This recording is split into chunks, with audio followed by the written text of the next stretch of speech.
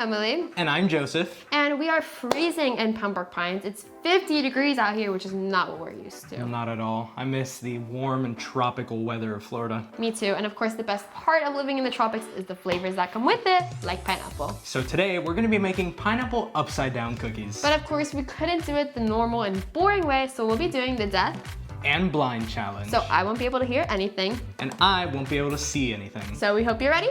Let's go. Okay, we need half a cup of melted butter and 1 cup of brown sugar. Can you put the brown sugar in here? Right here. Put it here. Put it there. Okay. Good job. That was super good. That was really well mixed. Great at this. Great, amazing job, Joseph. I feel like it's harder for me than it is for her. Really good mixing. Wow, it looks great. Thank you, Emily. It's nice and mixed well. Thank you.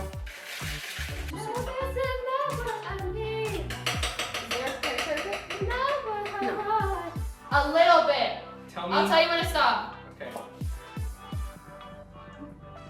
Stop! And we're gonna start with the dough. How do we start with the dough? Okay. She I'll looking put at me?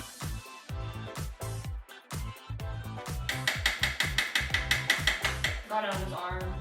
Oopsies.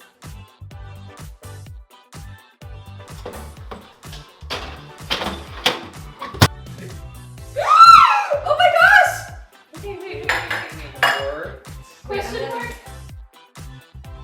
I'm pretty excited to see it. But wait, I think we should be the ones to try it. I think we did the work, so we should let somebody else enjoy it. Maybe.